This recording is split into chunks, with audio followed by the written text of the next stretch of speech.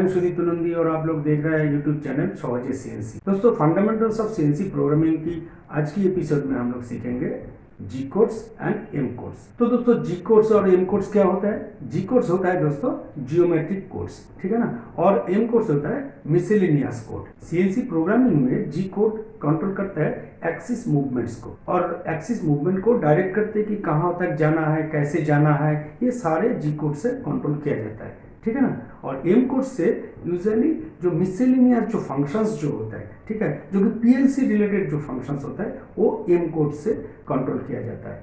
तो दोस्तों, जी कोड एक ही वर्ड में अगर कहा जाए तो जी कोड क्या है कि टूल को बताता है कि कहाँ तक जाना है, कैसे जाना है, कैसे मूव करना है। एक्सिस रिलेटेड जो मूवमेंट्स होता है वो जी कोड से कंट्रोल किया जाता है। और जो एम कोड्स जो होता है वो आपका मिसेलेनियस कोड जो है वो पीएलसी से कंट्रोल होता है। दोस्तों, बहुत सारा जी कोड्स होता है, ठीक है, G0 से लेके G99 तक, और उनका अलग अलग मीनिंग होता है कि G0 का, G01 का, G02 का अलग अलग उनका लिस्टिंग होता है। दोस्तों, यहाँ पे हम लोग सिर्फ बेसिक जो जी कोड्स है, मतलब क्या है कि बेसिक प्रोग्रामिंग सीखने के लिए जो जी कोड्स हम लोगों को जानना जरूरी है उसके बारे में हम लोग चर्चा करेंगे, ठीक है।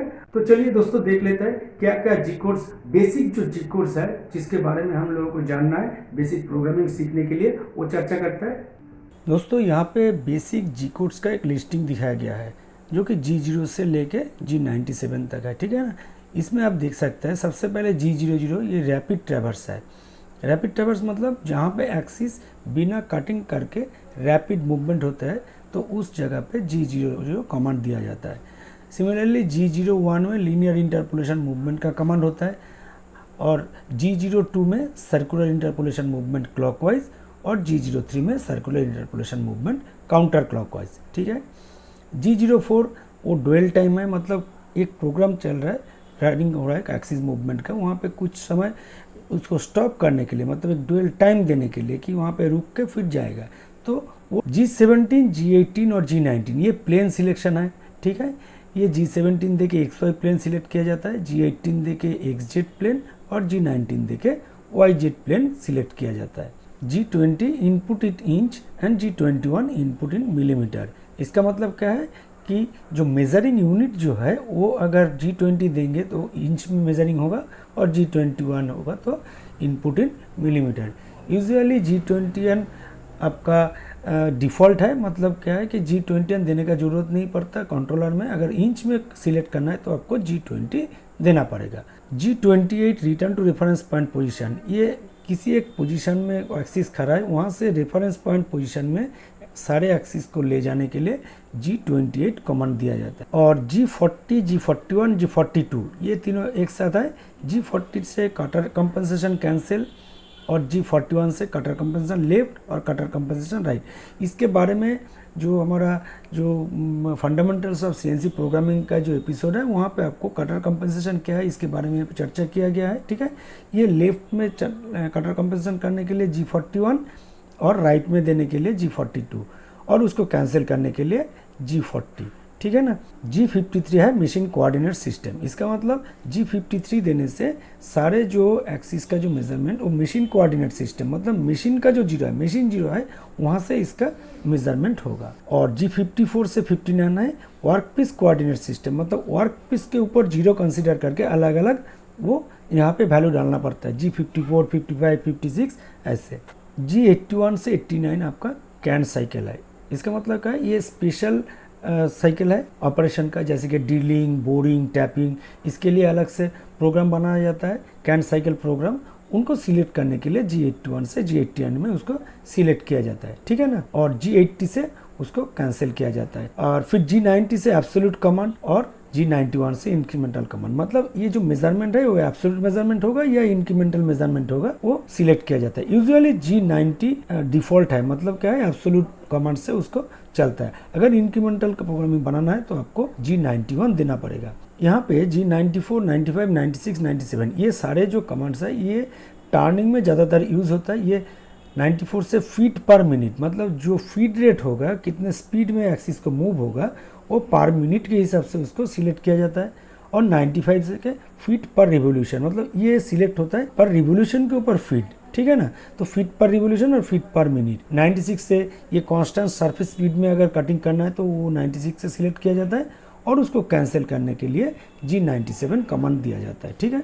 तो ये जो जी कोड्स है ये मिलिंग ऑपरेशन के लिए as well as turning operation के लिए एप्लीकेबल है। आप देख सकते हैं कि यहाँ पे ये जो कमांड्स है G0 कमांड्स है ये मिलिंग और टर्निंग के लिए सेम है, लेकिन कुछ जगह पे जैसे कि G40, G41, G42 यहाँ पे कटर रेडियस कंपेंसेशन है आपका मिलिंग के लिए और यहाँ पे टूल नोज रेडियस कंपेंसेशन, ठीक है दोस्तों। तो सेम जी कोड है लेकिन मिलिंग और टर्निंग में थोड़ा सा डिफरेंस होता है, ओके। तो दोस्तों आपने सीखा जो बेसिक जो जी कोड्स है ये G0 से लेकर G99 में जो कॉमन जो जी कोड्स हम लोग यूज करते हैं उसके बारे में आप लोगों को पता चल गया, ठीक है ना। चलिए देखते हैं एम कोड्स के।